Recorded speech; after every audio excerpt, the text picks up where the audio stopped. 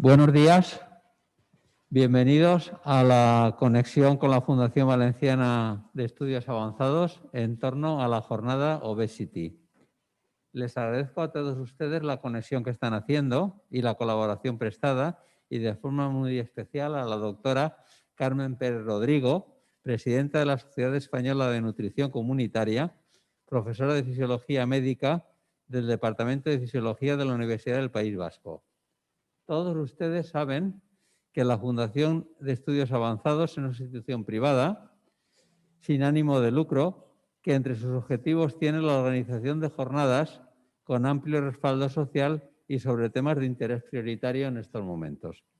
Creada en 1978 por don Santiago Grisolía y un grupo de empresarios, entre sus fines se encuentra promover y potenciar el desarrollo científico-cultural y los modelos empresariales en la Comunidad Valenciana y ser un lugar de encuentro entre el conocimiento, la ciencia, la tecnología, la empresa, el emprendurismo y la propia sociedad. Entonces, sin más, doy paso a la doctora Elena Vendala, coordinadora del curso, que nos informará de lo que proceda. Good morning, everybody. I'm really grateful to Dr. Carmen Pérez. She is a very well-known internationally physician.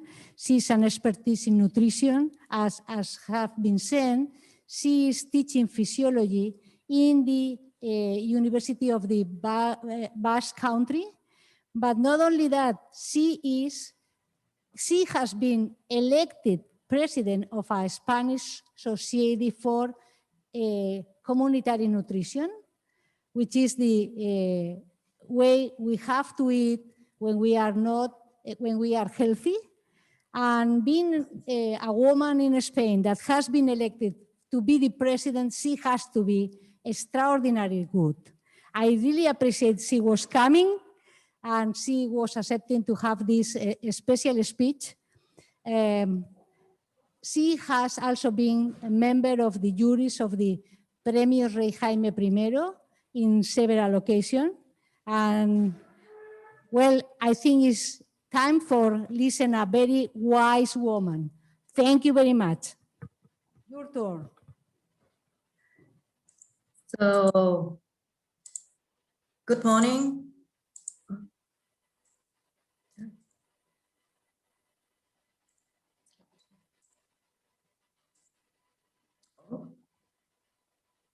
No sé qué me pasó.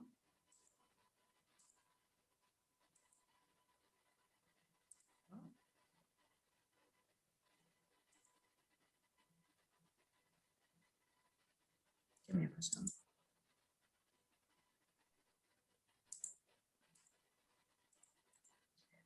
Hello, good morning. Can you hear me?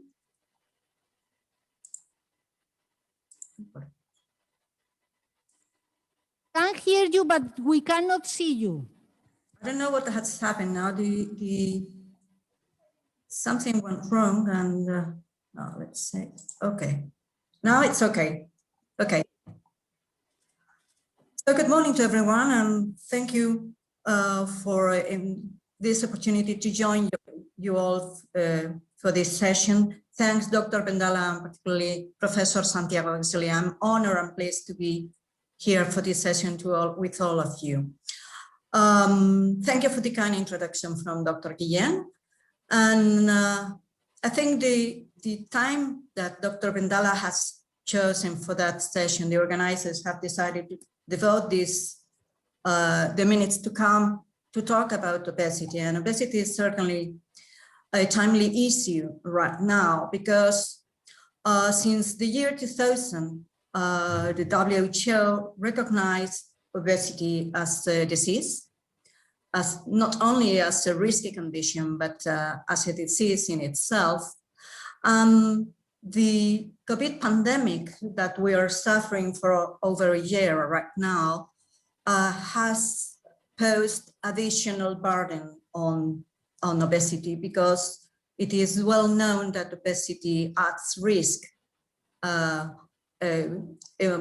face of the COVID threat that is shaming all of us. So I think it's the right time to start to devote the following minutes to talk about obesity and why it is so. So let me share with you all a presentation. So I will try to do that. Can you see the presentation right now? I mean, have I done it right, correctly? Possible. No? No. I'm doing it, but I think you have to choose to change something in configuration of the Zoom program, because it says that anfitrión inhabilitó la función compartir. So you should let me share the presentation. You should enable this possibility. So Okay. I can share that.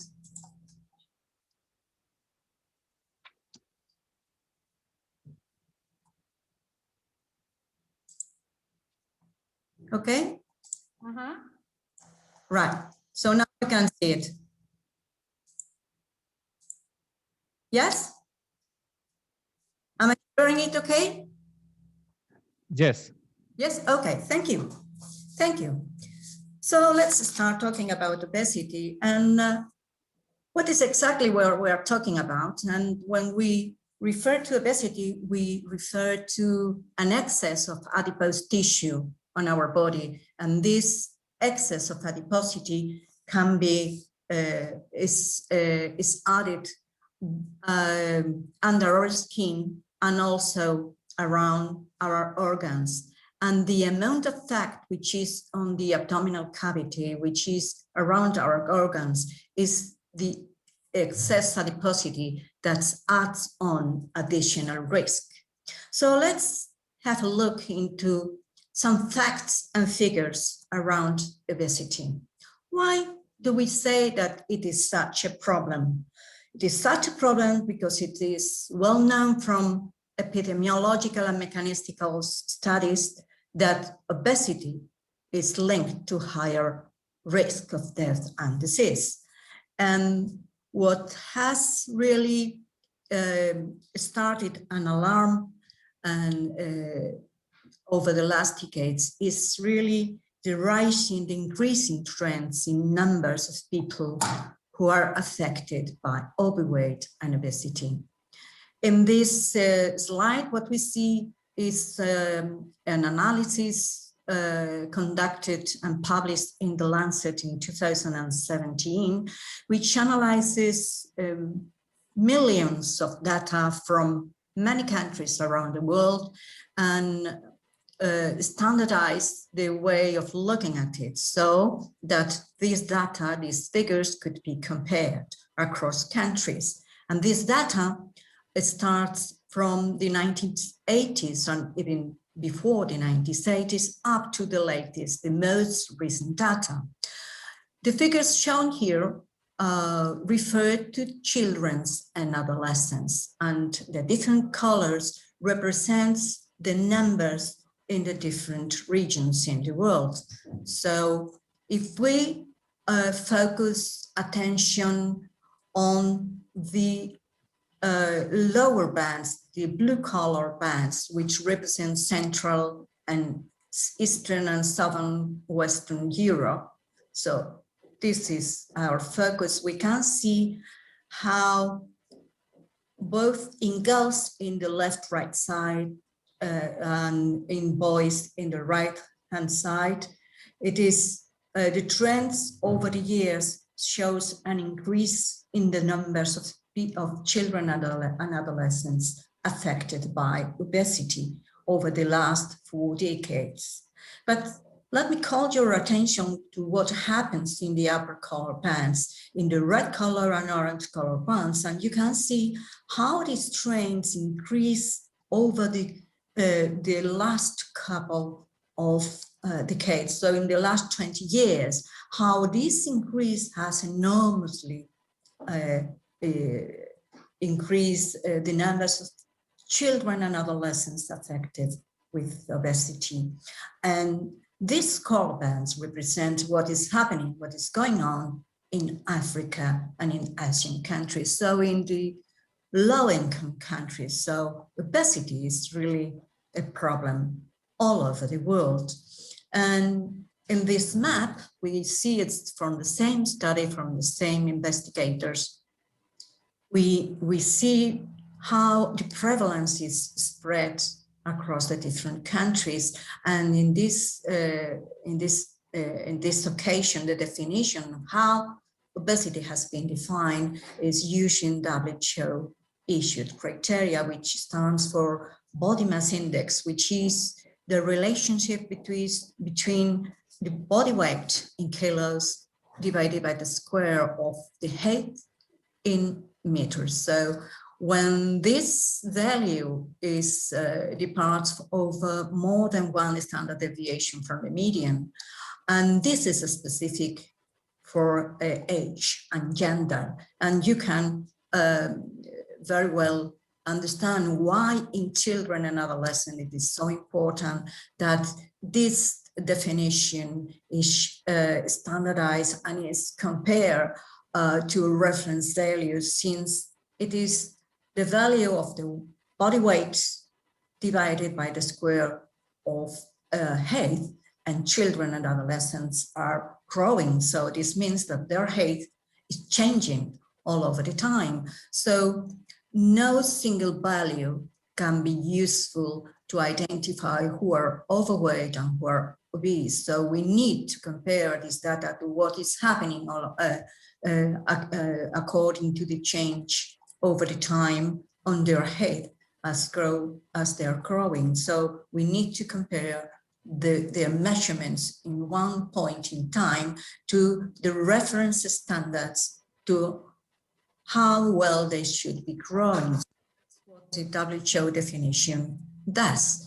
It is comparing the points body mass index to these reference standards, and what the value departs more than one standard deviation to this reference value, this is considered to be overweight. So in this slide, we see what happens on boys age 5 to 19 years, and we can see how the North American countries, including Mexico, and European countries, particularly Southern European countries and North African countries, but also China and Australia and the Gulf countries really are overwhelmed by high levels of overweight boys in these age groups. The overweight proportions rate among girls is somewhat lower, but still it is very high for the same countries. And when we look into obesity, the rate, the definition in this time stands not for departure one standard deviation, but two standard deviations from the reference values. And we see that the distribution is about the same color. So again, we see that North American countries, and particularly the United States of North America, and in Europe, particularly the Southern European countries, jointly with China and Australia, are those heading the rates for the burden of obesity and overweight in these young age people. The same stands for obesity in girls in the same age group. If we look to the overall rates of overweight and obesity in men in the left-hand side and in women in the right-hand side, we see that in this case, it's particularly the USA and North American countries which support the heaviest burden in men, but particularly in women. And in this kind, Southern European countries, although show high figures compared to other countries, the burden is not that high. Now, let me call your attention to this figure, and particularly to the lower image on the slide, which is surrounded by the red line. which is surrounded by the red line.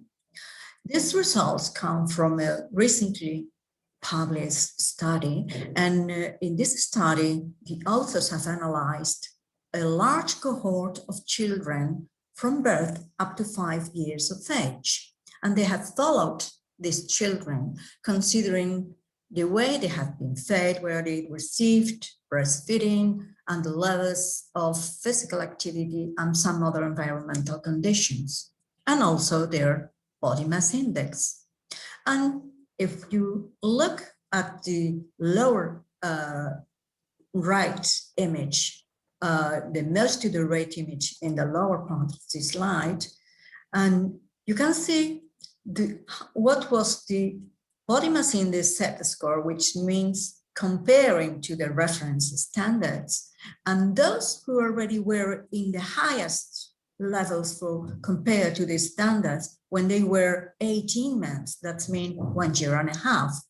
When they were 42 months of age, still were on the same level compared to their peers in the cohort.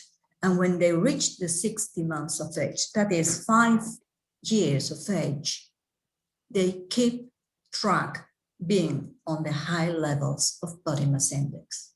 This is really worrying because this means that when a young boy or a young girl gains weight as in their early life, this means that the likelihood that there will be tracking in high levels of body mass index is really high. So we see that at those being at 8 months already and two setter scores apart from the median, they keep being closer to this departure of 2 standard deviations from the median when they're 5 years of age.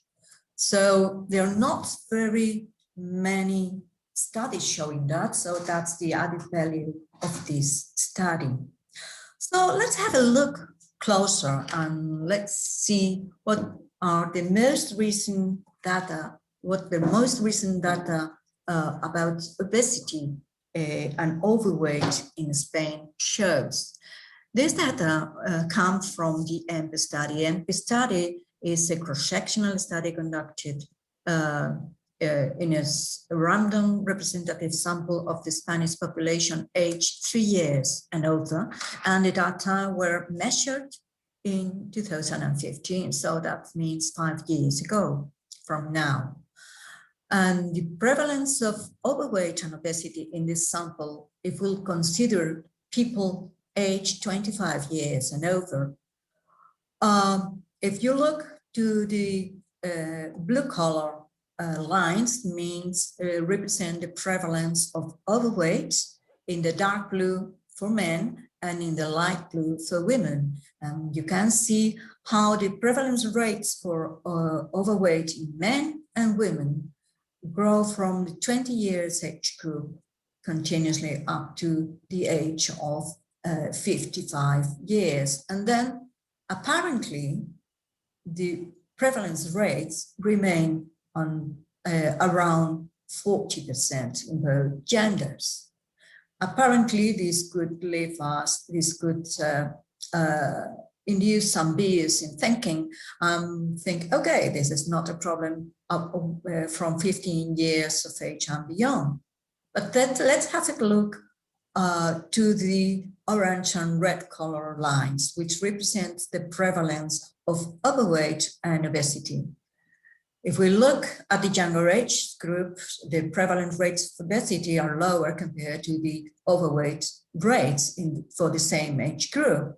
And the prevalent rates increases progressively up to the age of 55 and 64 years of age and beyond. So what is happening is that if we consider together overweight and obesity, which is represented in the green color lines, the lighter color for men and the more green bluish color for women.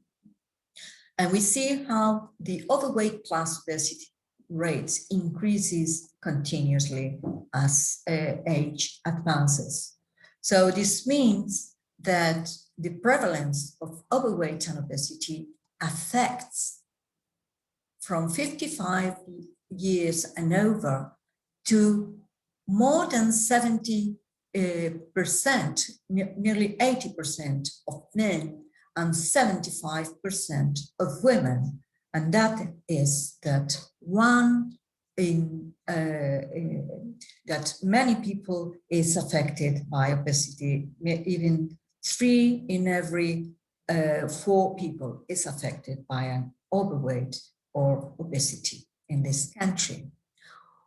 What about the youngest age group in our country? So the prevalence rates of overweight and obesity in our country are really worrying, and as shown in the overall comparison to other countries, we see that for these younger age groups, the prevalence rates for overweight and obesity are among the highest in Europe and among the highest all over the world. So that's really worrying, and starting from very young ages. In our country, there are little data considering the very early years of age, from 1 to 3 years of age. But it's not only worrying that the overall prevalence rates of overweight and obesity is high, but it's also that the prevalence of abdominal obesity, central obesity, that means that the amount of adiposity around our organs in our abdominal cavity is very high. And if we compare what's happening in among Spanish children, school-age children, and adolescents, so this means from 6 to 17 years of age, and we compare data of what was the situation like in the in 98 to the year 2000. That's from the ENGAGE study data, and what's happening in the most recent data from the EMP study, and we see how the prevalence of abdominal obesity, both in school-age children and in adolescents, it has also increased over the last 20 years. So that's really worrying, and that's really risky for our young population. And as some researchers have suggested, over the last years, we have achieved a large life expectancy with adequate quality of life, and Spanish indicators showing situated among best across the different countries in terms of health and life expectancy. But this trend can be reversed due to the burden posed by obesity. So let's talk for the following minutes about what's the link between obesity and additional health problems. Well, the Institute for Health Metrics is linked to the University of Washington in Seattle. This center is collecting and analyzing data from hundreds of countries in the world, and for many years and for many indicators, and analyzing those, comparing those in a standardized way so that these data can be compared. And part of the follow-up, the surveillance system they have set up, considers the burden of disease. That is, what is the cost in terms of deaths, and what is the cost in terms of disability adjusted life years, that different risk factors that can be classified into different subgroups add to the different population groups. The image shown in this slide is the profile specific for Spain. And if we compare the different risk factors in this latest edition, which is based on the analysis of data collected in 2019, so it's the latest released in November 2020. If we look at this data, we can see that high body mass index value, which is in the axis surrounded by the red line, and is the third rank risk factor in terms of how much burden adds to generate additional disease, and how this disease impacts quality of life, measure and express in terms of dailies, which is disability adjusted life years. So high body mass index in Spanish population is adding risk and disability in terms of causing mainly cardiovascular disease, different kinds of neoplasms, that is cancer, tumors, and metabolic risk with diseases such as diabetes, in addition to musculoskeletal disorders, among others. So it is really a problem that is causing disability and death and additional healthcare costs. Well, this is one of the sources of data, but not the only one, since the OECD report released late in 2019 for OECD countries shows how overweight impacts on disease incidence. And again, this report highlights the impact of overweight on the incidence of cardiovascular diseases and dementia particularly. So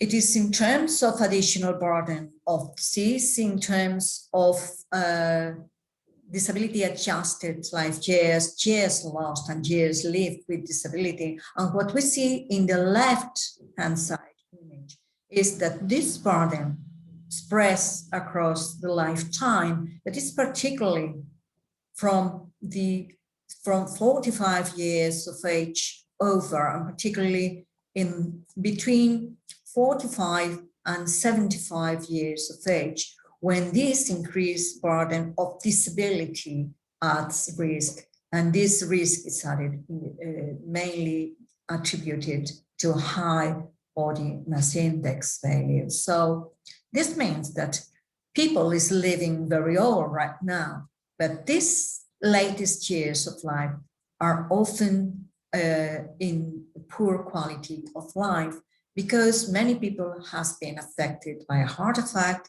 by peripheral vascular disease, or by diabetes with their complications, which have risk onto vascular disease or renal disease. And this means that the quality of life has been affected. On the right-hand side, the image represents that higher body mass index values, as it progresses, the relative risk to suffer to be affected, the mortality relative risk increases both in men and women. So keeping body mass index into the healthier value, and that is for adults, values between 20 and 24.9 are adequate and are the healthiest body mass index values. So in which way does obesity and overweight affect health? Let's have a look into in which ways impact obesity on the health of the youngest ones. So obesity in childhood is not just a problem that is added looking into the future, looking into what may happen when these children and adolescents grow and become adults, because they are already affected when they are children and adolescents. And this impact can be focused on three different spheres affecting health. On the one hand, on emotional health, and that's the saddest side of what children and adolescents are suffering, because children with overweight are often affected by low self-esteem and negative body image, posing additional risks to their quality of life. And not only that, but even depression. If we look into the social sphere, social health, overweight children are often stigmatized and suffer bullying in their school days and in their playing times. They are surrounded by negative stereotypes, and they suffer from discrimination and isolation. But even in their physical health, children affected by overweight, and particularly those affected by obesity and abdominal obesity, have increased risks for diabetes, and the rates for diabetes, we have now data showing that diabetes, type 2 diabetes, which used to be a disease affecting adults, can be already identified in adolescents and in early ages. So children, overweight and obese children, have increased risks of diabetes. They have increased risks of cardiovascular diseases, for joint problems affecting their joints, and this limits their ability to practice physical activity, to join the school games, to join the sports. And children who are already obese in their early ages are more likely to be obese when they are adolescents. And adolescents are more likely to remain as overweight or obese subjects on their adult life. So early appearance of overweight and obesity adds risk for adult life, but already suffer in their early years of life. So the risk for chronic diseases, if we have a holistic view of what happens through the life cycle, as the earliest this risk starts, the more increased likelihood that this risk accumulates across the lifespan and accumulating the risk of suffering chronic diseases. And some longitudinal studies shows those children who have high body mass index values in their childhood, they are more likely to have high body mass index in their adolescence and in their adulthood. And those who have already increased risk for cardiovascular disease, this risk keeps on track for increased risk on their adolescence and adulthood. This means that prevention should start as early as possible and try to reduce these risky values for body mass index and return them to the healthiest track so that they can follow healthier tracks, posing lower risk for chronic diseases such as cardiovascular risk or metabolic risk. So, which is the link between obesity, inflammation, and cardiovascular risk? Well, obesity is the result, the consequence of an imbalance between the calories which get into our body, we put into our body by means of the food and beverage that we consume, and the calories out that we use, the calories that we use due to metabolism and particularly due to physical activity. On this balance, there are several factors that influence, such as genetics, depending on age, and also on sex. But these are particularly influenced by the food environment, and that means the kind of foods that we'll eat, the amount of food that we eat, and the kind of food in terms of nutrient, micronutrient composition, the amount of carbohydrate, the amount of fat, the amount of protein, but also the way this food is presented, because when this food is really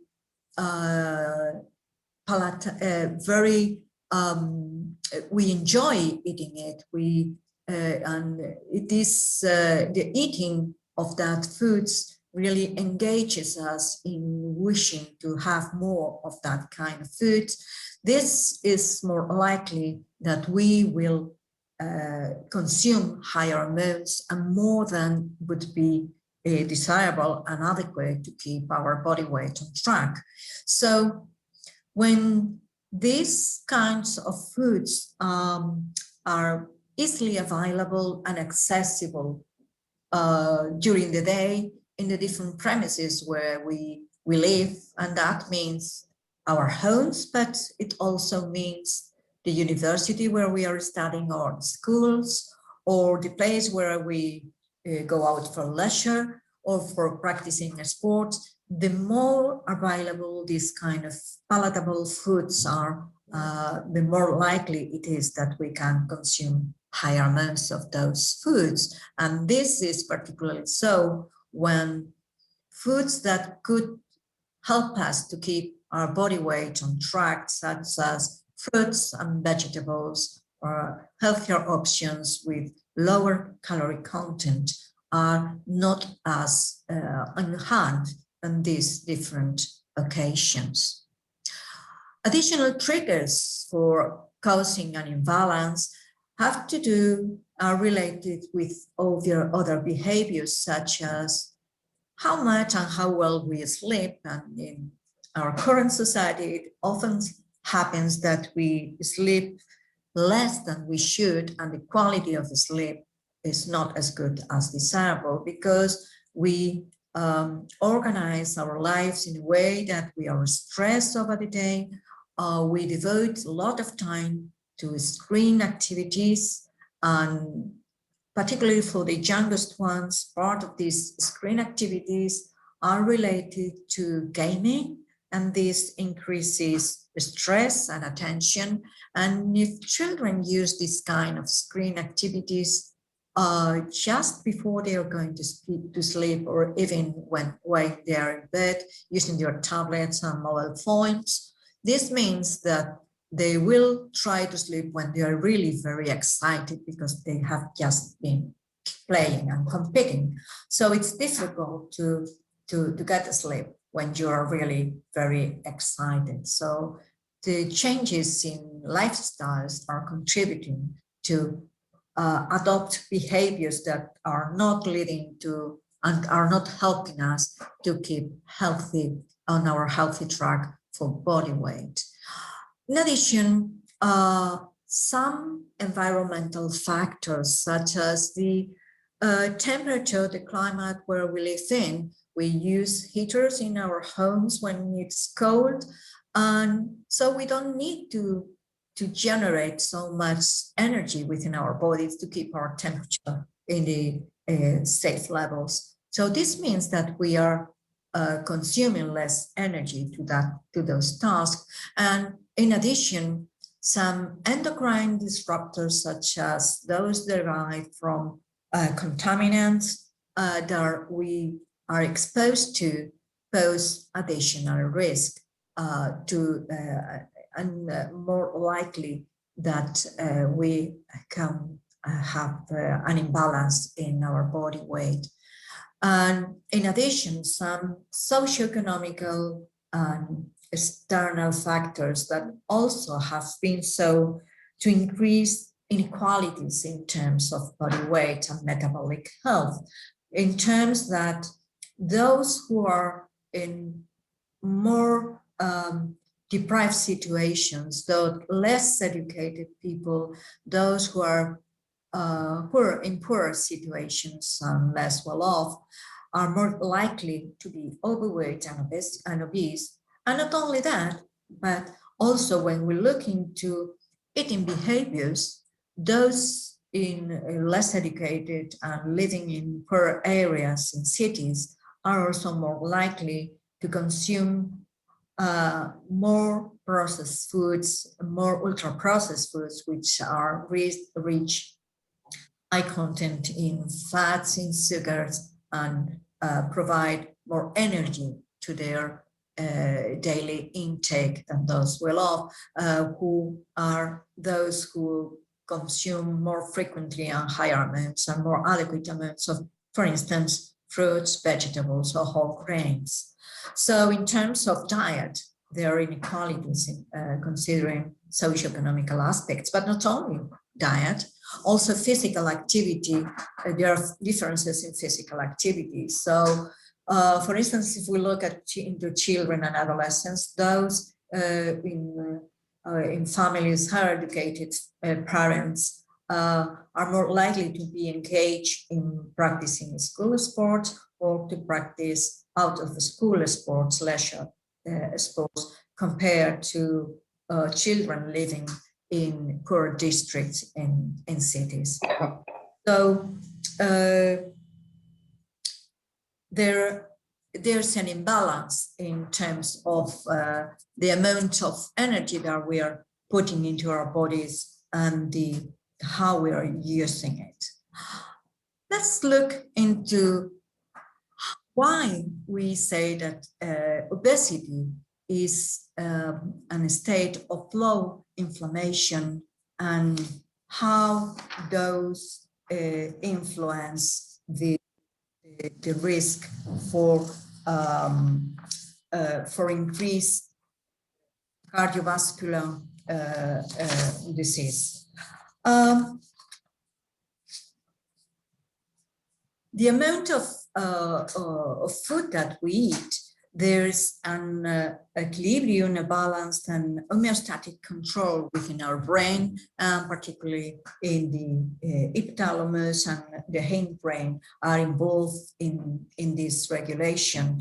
And in this regulation, there are several metabolic parameters like glucose, insulin, fatty acids, and the gut microbiome that can send signals to say that, well, that's fine, you have eaten enough from the homeostatic point of view to try to keep us and stop eating when there is enough.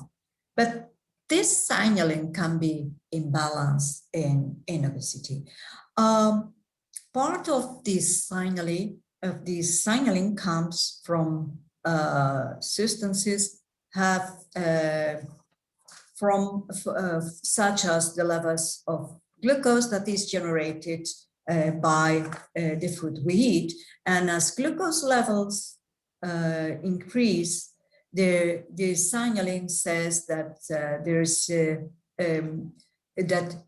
we have eaten enough. While when glucose levels decrease, it promotes hunger. Some other substances, for instance, leptin, which is produced from adipose tissue and regulates lipid metabolism. And leptin is able to cross the blood-brain barrier. It can downregulate the appetite stimulated and upregulate the anorexigenic receptors. So leptin is an anti-obesity hormone, and its concentration in the blood is elevated in people with obesity. So leptin is, in addition, known to activate the sympathetic nervous. Insulin is also related to the regulation of blood levels, of glucose levels, and is also involved in this signaling. Ghrelin is a gut peptide, and it has an orexigenic action acting on the hypothalamus receptors. And in addition, peptide Y is a small peptide which responds to feeding and acts through an anorexigenic cycle on the hypothalamus. And glucagon-like peptide 1 is the gut hormone, which is correlates with peptide YY after meals. Cholecystokinin is a gut peptide hormone and a brain neuropeptide, which is responsible for stimulating the digestion and delaying gastric emptying. So these hormones and peptides regulate appetite, eating behaviors, and energy expenditure by signaling the hypothalamus and the brain cells. And in this relationship, they are connected to the brain cells, which modulates pathways. So the homeostatic control by this link is related to the hedonic control on how much and how we enjoy and get reward from what we eat. Also, the microbiota has a relationship and can influence on the signaling in this way and influence in this regulation.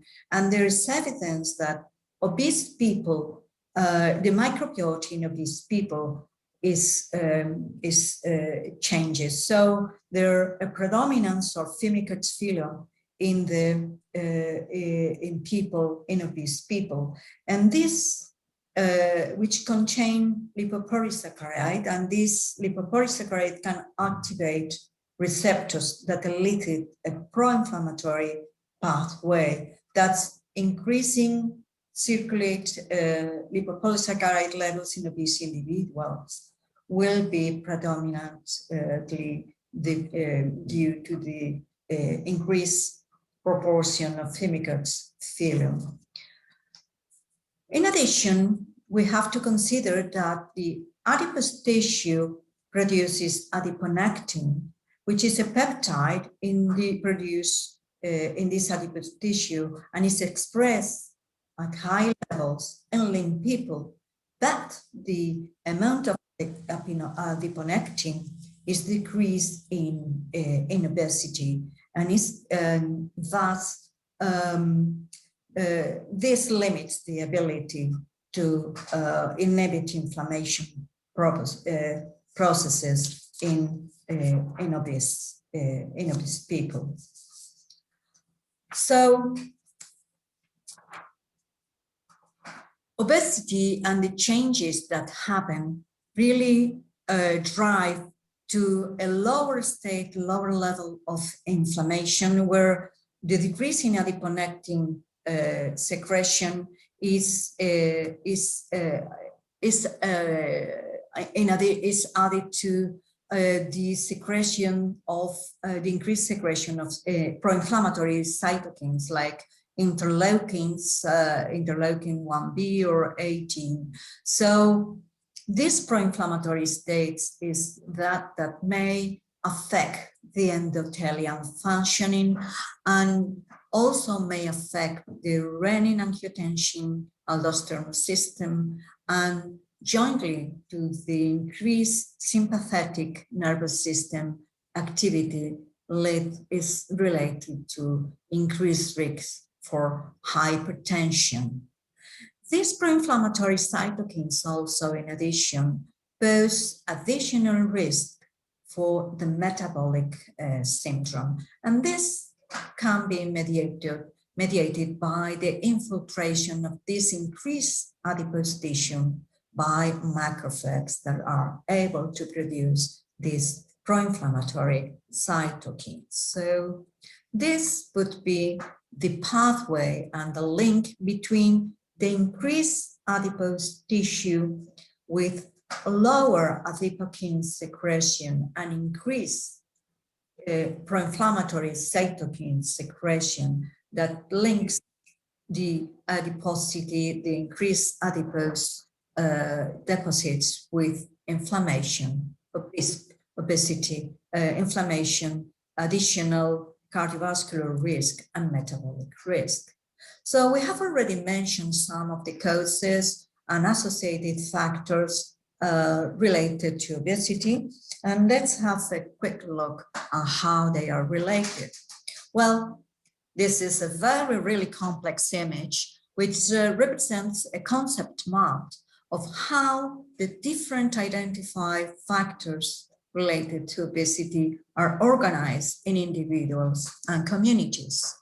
So on the one hand, if we look at the individual lives, the biology system, and that's what we have just been talking about, has an influence on how we use and how we are able to use the energy that we incorporate into our diets, and how much we move, and then how much calories that we use by means of physical activity. Now, these foods and beverages that we put into our diet come from the amount, the variety, and the different options that we have available in the different settings where we live on our everyday lives. That means at home and at home. And this kind of food, this variety of foods, depend on many policies, agricultural policies, international policies. This is more or less so in a global world like we are living currently. But from this variety of foods that we have on hand, different individuals choose different options. And then it comes the individual psychology factors that influence our food choices. And these psychological factors are influenced by many, many different factors. And the environment modifies and influences all of the factors that we have mentioned. So when we're looking into how to identify the influencing factors, we have to think not only of individual factors, but also on how these factors relate to each other and can influence each other. So when epidemiologists have investigated on which kind of foods are related or are more influential in causing obesity, often have focused attention on particular on individual foods and beverages. So this image comes from a very, very nice paper published already in Nutrition Reviews in 2014, where the authors pulled together 300 meta-analytic studies. So this means that this is a really very powerful study.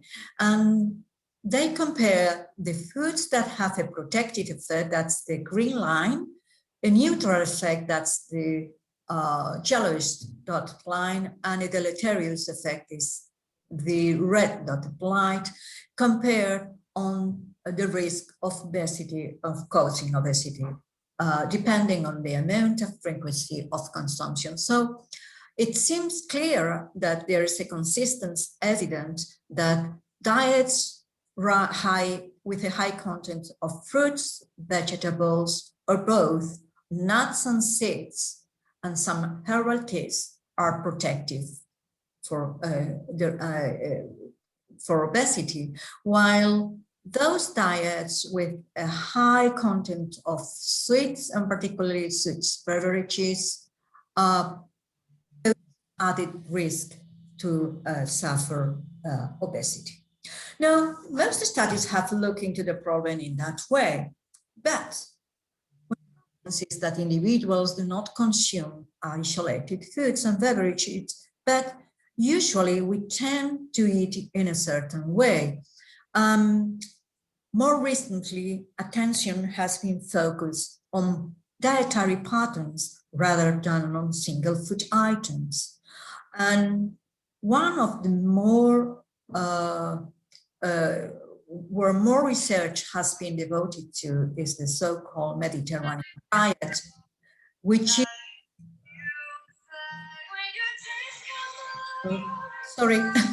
which is the prevalent pattern in the countries surrounding the Mediterranean basin, but not currently nowadays, but the pattern that used to be in the mid-50s. So it means when diet diversity was less so, and when people living in those countries used to eat particularly the kind of foods that were locally produced, and that means plenty of fruits, locally grown fruits and vegetables, locally produced fruits and vegetables, and that means that they are locally produced, they are seasonally produced and consumed, and not only fruits and vegetables, but plenty of nuts, legumes, and very often seafood, and all seasoned with olive oil. And the Predimed longitudinal trial has posed valuable proofs that this kind of dietary pattern is protective for cardiovascular risk and also for metabolic risk, including obesity. More recently, the Nordic diet has been identified as rather than a culturally based diet, more on a kind of design diet in recent years for the Nordic countries, and that means Sweden, Norway, Iceland, Denmark mostly. And this kind of diet has been designed to be plenty of red fruits, of vegetables, of whole grains, and seafood such as salmon. They are building evidence supporting the beneficial effects of this kind of pattern. The Japanese diet also drew attention from starting in the middle of the 20th century, and there's evidence supporting that long life expectancy and healthier cardiovascular and more protective cardiovascular for cardiovascular risk is added to this Japanese diet. More recently, vegetarian diets have called attention. There's some evidence suggesting that diets that are plenty in fruits and foods from plant origin can be protective for health. So this means that it's not only isolated foods and beverages, but it's how often we combine this kind of foods and beverages. And this means the kind of beverages that are present in our diets in more frequently and in higher amounts, and the kind of fruits and beverages that are present with less frequently and in lower amounts. And it's the combination of both profiles that builds our usual diet. And it's not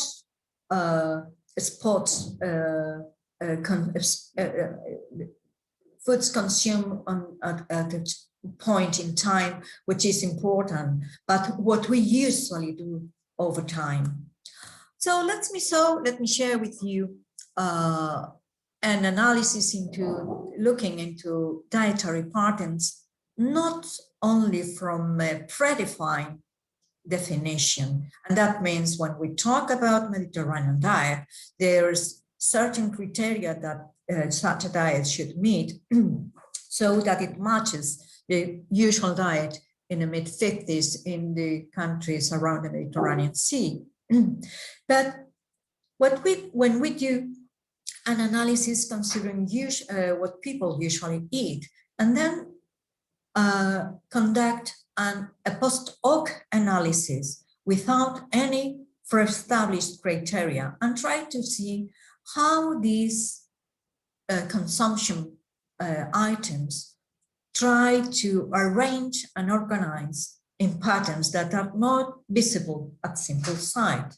There are different analytical techniques used, but more often it's factor analysis or cluster analysis that have been used.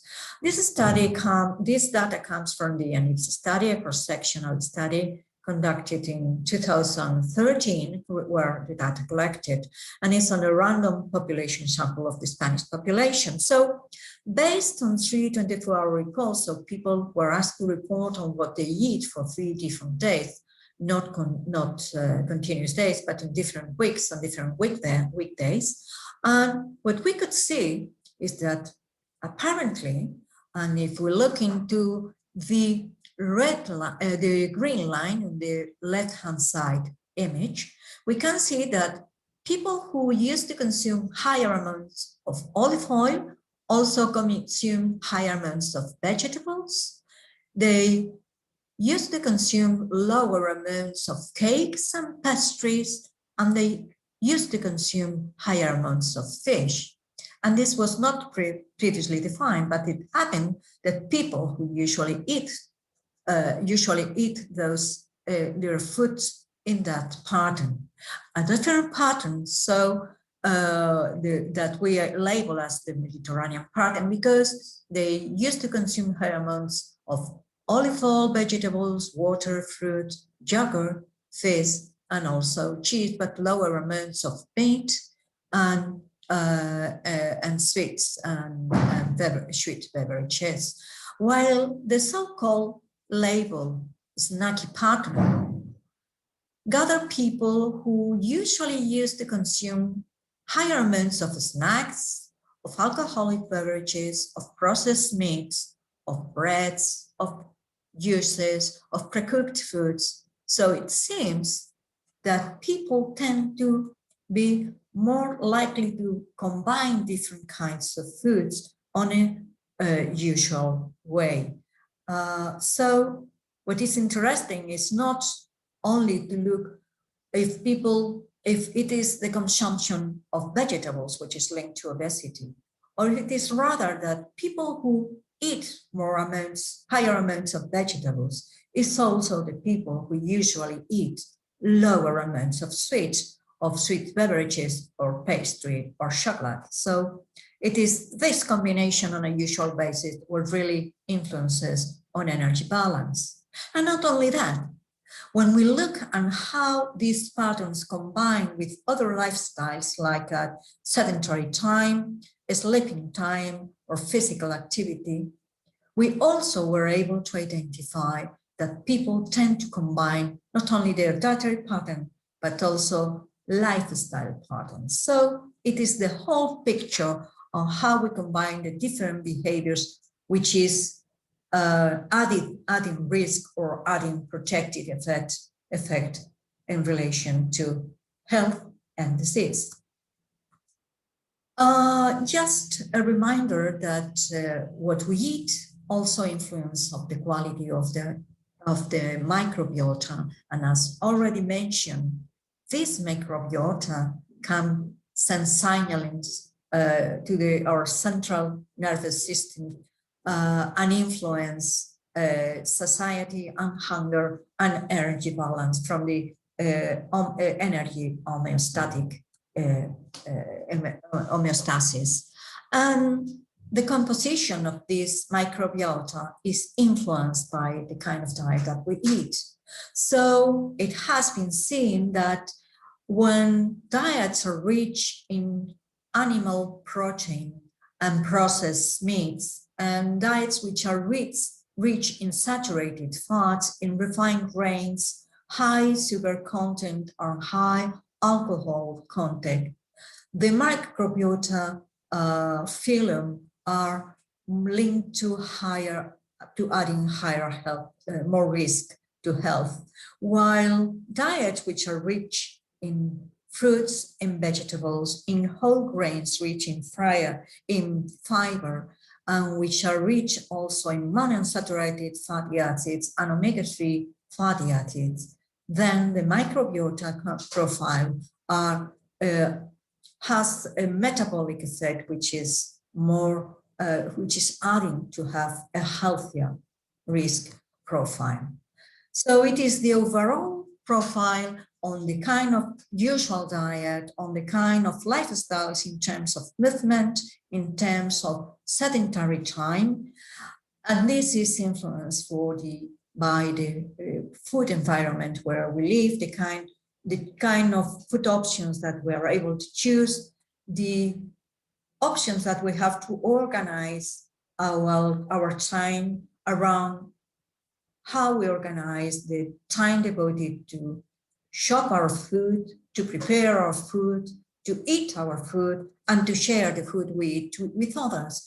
And all of this influence how we enjoy, how we experience, and this reward will influence, again, back our choices. And as we have seen, these choices influence our energy balance. There's also, in this respect, evidence showing that the timing where we eat, we consume the food we eat, and the timing where we practice physical activity is related and can influence energy balance. and chronobiology is the science behind that evidence. So people who usually eat late at night, like very often we do in Spain, and late dinner means that we go late to sleep, and this is associated with poorer glucose tolerance. And late lunchtime also means that it's a poor balance, energy balance, and influence, and bad influence to the health of profile of our microbiota. So there's a whole range of influence that we should consider in the relationship on how this balances the influence on energy balance and how this is related to obesity. But let me remind you that it's not only the diet, but diet needs the counterpart of movement, and not only how active we are, but also how long do we spend sitting in sedentary activities. So this sedentary time needs to be stopped and relapsed frequently so that it becomes less risky. And the way people move and how people engage in movement starts from the early ages. So we have seen that numbers show that children and adolescents are at high risk of being obese and being overweight, and this poses additional risk to become obese adults. So it is really extremely important that we encourage our children to enjoy being active and that they develop the abilities they need, the skills they need to enjoy well-being active, and support them in doing so, because that means that we will be adding to their health. And also in educating them and helping them to have adequate sleep hours and limit their time they devote to screen time, and particularly to exciting screen time just before bedtime, so that we will help them to have healthier sleep. So this means that obesity is a problem. The latest figures show that apparently in some Western countries, the trend seems to be stabilizing, but still at very high levels. And this means that we are at high risk of metabolic and cardiovascular risks. And this means that we should look into prevention and adequate follow-up and treatment, identifying these people. But let me remind you that one of the first premises for physician is do no risk. And posing so much attention on obesity may pose added risk for people who is suffering from that. For instance, eating disorders are already a side lateral risk for those prevention initiatives and treating initiatives. So there's a movement towards health in all sizes, and it has been identified that not everyone with overweight has additional metabolic risk. And this will depend on genetic, but also will depend on the amount of lean mass, of muscle mass in their bodies, not only adipose mass, but also lean mass. So this means that focus on health rather than body size. And in doing that, we have to bear in mind that different people react in different ways, and that our personal genetic profile may enable us to react in different ways to dietary exposures and environmental exposures. So when trying to identify people at risk, is also very important to consider personalized nutrition and personalized advice. So to conclude, let's say that let's focus attention on prevention. Prevention is very important, and prevention should start from the early stages and having a holistic view and a coordinated way so that it can be maintained over time and not just as single point campaigns, which can be very attractive in terms of mass media, catching attention from the public and from the audience. But the results would be very poor unless we devote adequate efforts into the different domains that, as we have seen, it is really very important. So thank you very much for your attention, and I'm ready to share with you some time for discussion.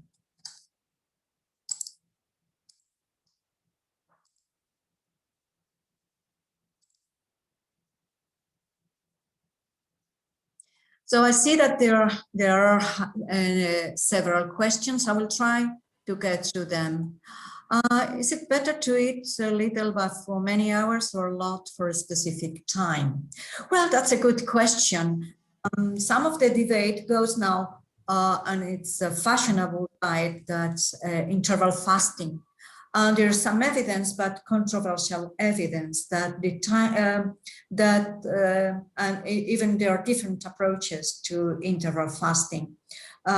This approach, what says is that we should concentrate on a limited time during the day while trying to keep a longer period fasting periods. The evidence is controversial, it's not solid, but what it seems is that provided that the whole amount of food that we eat over the day is limited, and that dividing the amount of food that we eat into different meals doesn't imply that we increase the amount of food that we eat, it could be okay.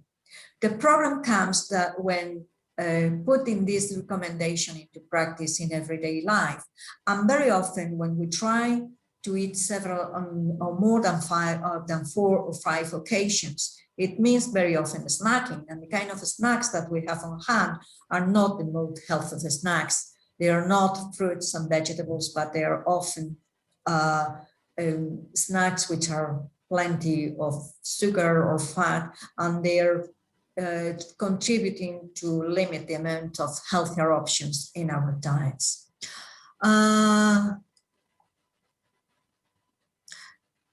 Yeah, there's a question also regarding school nurse controls. Yes, that's this is a changing pattern, because for so long, efforts in different locations for the presence of school health teams has been so important to implement health education programs, school-based programs. For sure, the long-term impact have to do and needs the involvement of different professionals, and definitely the schools have to be a part of it and have to play an important role. And in order for school-based projects to be implemented over time, there is a need for supportive teams in place. Otherwise, it will depend on isolated teachers willing to implement the programs in the classroom and out of the classroom activities. And this is really difficult. So it needs a coordinated action and adequate resources provided by the different instances that support these teams, and in all terms, not only economic resources that are needed to have the people in place, but also supportive programs and evaluate these programs and follow up these programs. And this means coordinated professionals, interprofessional action. How would you recommend a well-balanced vegan diet? Well, vegan diets means eliminated all kind of animal sources from the diet. And the more foods that we eliminate from our diet, the higher the risk for nutrient deficient diets. So vegan diets can be healthy options, provided the people who opt for this kind of diet are well informed, are well educated, and are aware of the risk of following over the long time such a diet may pose, and they are not advisable for very young children. So there is a need to professional support and education and advice to see how a vegan diet over the time needs to be supplemented so as to avoid nutritional deficits. Why is not control regulate the amount of sugar in finding? Well, the amount of sugar that is added in food products is regulated. I mean, sugar itself is an option, and when you buy sugar, what you want to buy is sugar, not another thing. Probably what you mean is that the food industry, when they market their products, they have to label the sugar content in their products. And well, the European Agency for Food Safety, EFSA, has regulated the labels in the food labels and what is the content of this on these food labels. And the current debate goes into to what extent these food labels are understandable. So there's a lot of work to do in this sense, and so that consumers need to be able to use the information in this label so that they can choose the options that are more suitable for them or for us in the different options. So, I mean, we cannot be, most people are not, when they choose what to eat or what to drink, are not thinking only in terms of health, but the meaning of food is very diverse. So we eat for health, we eat because we need to satiate our hunger sensation, although this hunger sensation, this homeostatic control in this complex society is overwhelmed by many other external environmental influences that overcome these homeostatic signals. But definitely we eat for enjoyment, we eat in company, and just think about the kind of choices you do on your weekdays and the kind of choices of food choices you have when you're on vacation, or you go on excursion, or when you are on the beach. So the kind of foods that you choose differ depending on what you're doing. And we cannot be only focused on health.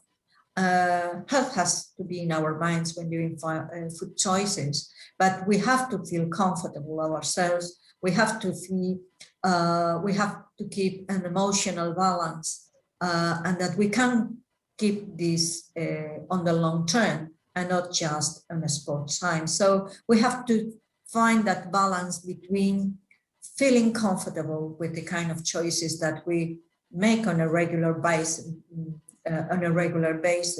and if on a sport time we do the wrong choice, and as long as we are aware that we've done the wrong choice, and this cannot be the usual choice, that is okay.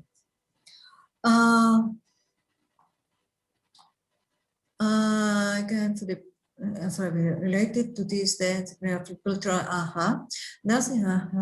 well, yes, this is something in relation to the environment, and it is in terms of the environmental pollutants and how they can influence metabolic influence. It is not completely well known and understand it, but we know that these environmental pollutants influence the metabolic signals, and the most studied has been the endocrine disruptors, and they are well known to interfere with adipose tissue and energy and metabolic and metabolism. So yes, but let me just use this as a break to note something in addition, which is very important, and not only in terms of the pollutants that may be added into our diets, but also that we are talking about healthy diet, and we cannot talk definitely about healthy diet if we are not considering that these diets are also sustainable diets. And this means that diets should be healthy for ourselves, healthy for individuals and societies, but also healthy for the environment and not posing added aggression to the environment. So that's why I say that there is a whole link and a systemic the need for a systemic analysis on all the interlinked causes and consequences on every time that we modify with our recommendations shifts into the options that are more heavily consumed. And let me put an example of what I'm trying to say. The evidence says that we need to put into our diets adequate amounts of fruits, vegetables, legumes, and whole grains. So that's the healthiest options, and limited amounts of particularly red meats and processed meats. If we look from a sustainable point of view, there's quite a lot of evidence that generating foods from animal origin poses quite a burden in terms of greenhouse emissions, but there are other indicators in relation to sustainability, such as the land we devote to crops, the amount of water that we use to grow the vegetables and fruits. And as we are asking people to eat more foods from plant origin, we are asking producers to increase their production. And we have to be aware of how that increased production is going to be, so that to ensure that this increased production is sustainable. And some fashionable foods which are currently under increased demand, such as, for instance, quinoa, that vegans and vegetarian diets include this kind of food very often. Quinoa is not produced in European countries, but quinoa is the staple foods in many Latin American countries, particularly in Andean countries. What is happening is that the increasing demand in European and other northern countries, in America, in Australia, this increased demand for this staple food for many people has as a consequence enormously increased the price that people in Andean countries have to pay for this staple food for them. So awareness about the consequence, about the choices and balance, and this requires interdisciplinary groups to think about food systems analysis and how we arrange the demand for foods, for the different food choices, to arrange so that we keep healthy, looking into our physical health, but also on our social and emotional health. I don't know if we have some additional time for questions. Dr. Pendala, you will have inform me when the time is over. So this is over. Okay. So I think I have already answered the questions I have been able to see. Hello? Yes. We still have 3 questions. One related with aspartame, Another Yeah. with the replacement of intestinal flora. I didn't see those. Okay. So let's go with aspartame. If we talk about aspartame, let's talk about artificial low-calorie sweeteners. Again, let me call your attention to what we are demanding.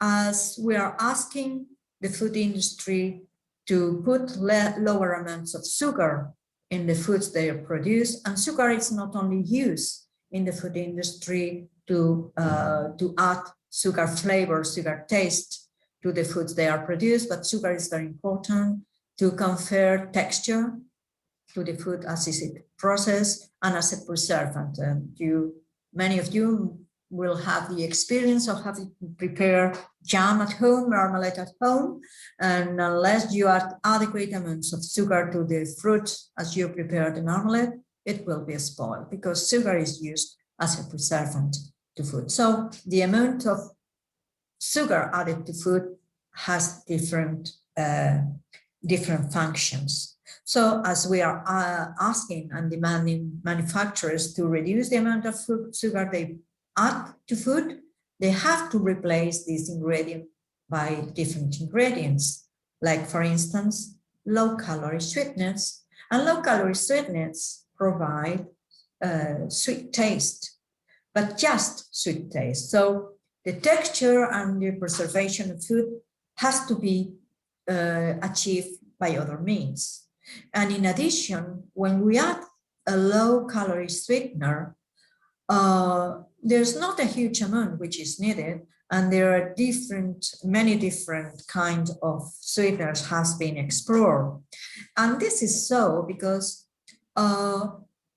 low-calorie sweeteners add sweet taste, but may also add other taste, like metallic taste or other consequences. And this means that to counteract these unwanted effects of the added ingredient, they need to add some other kind of low-calorie sweetener. So if you read a label of a food with a reduced sugar content, but with low-calorie sweeteners added in place, usually what you will read is not that they have only one single low-calorie sweetener, but several of those, because in that way they can add lower amounts of each one and counterbalance the different effects. So let me tell you that the European Food Safety Agency, as well as other food safety agencies in place in different countries,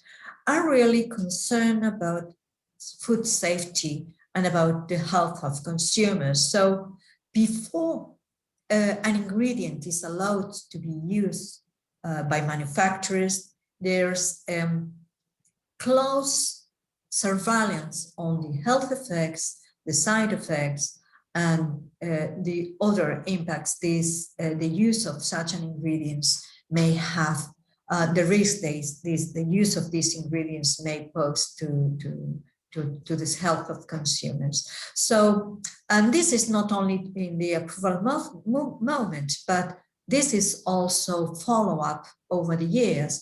And recently, they have been re-evaluated. So there is a continuous assessment, and really the European Food Safety Agency is really committed to that task. That was the main cause that it was funded, and they are really committed to that.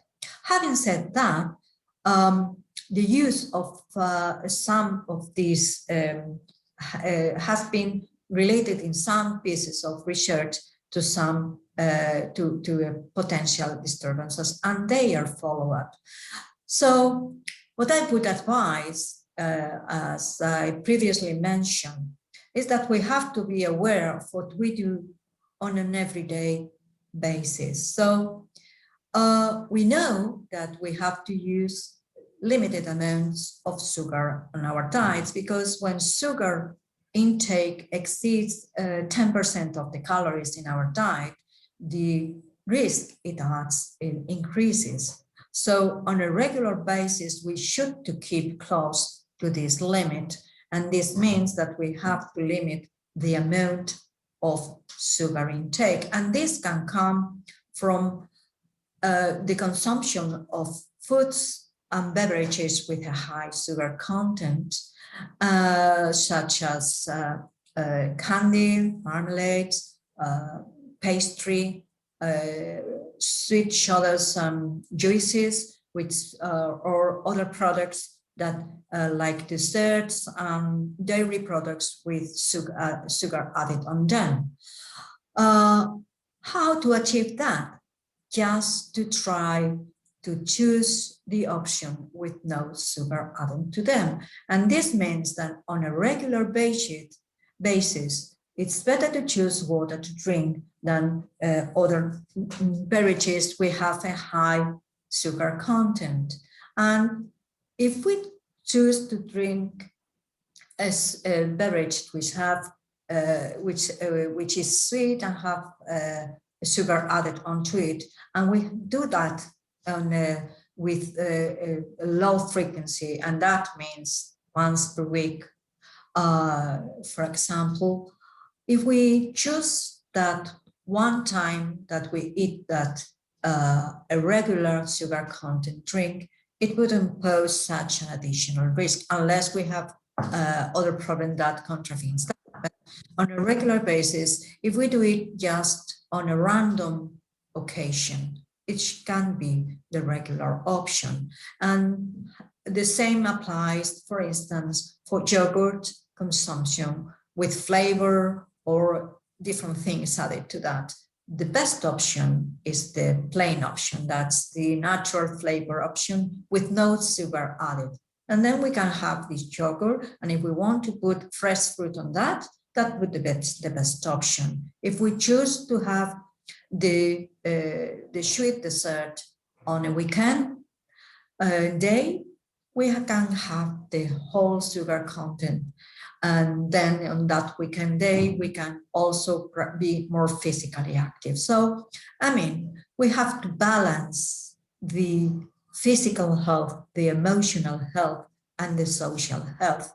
And this means that we have to be aware of our choices and help consumers to do the best choices, the most suitable choices on a regular basis. And at the same time, to be aware that if we do the wrong choice, the not healthier choice on seldom occasions, it is okay, provided that on a regular basis, we try to keep on track. The other question was in relation to, can you remind me, please? Ábreme que le ponga. Dr. Pérez, there are many questions. Let's just finish with this one, and I will get the other sent to you, and you can answer by a few messages to them, or I will answer to them in class. The last one will be about intestinal flora replacement to make taking the microbiota from a healthy subject to an obese one. Yes, the microbiota transplant is being implemented. There's limited experience so far, but it is it seems that it can be a promising technique, so that replacing the microflora by the healthier phylum can be promising in contributing to the health of the people. And this has been tried, for instance, in people who have undergone a bariatric surgery and in other patients. Well, this is not free from risk, because some dysbiosis has also been seen in that people.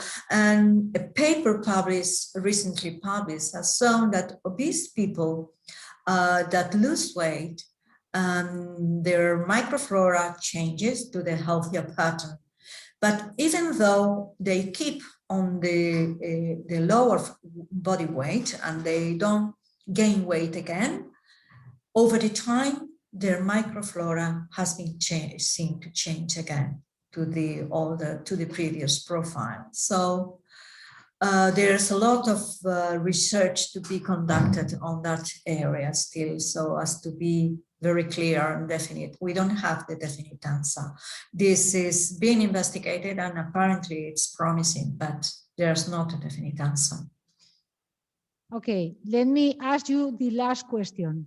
Regarding sport with high energy demand, why is better to eat integral wheat pasta instead of normal wheat pasta? And also,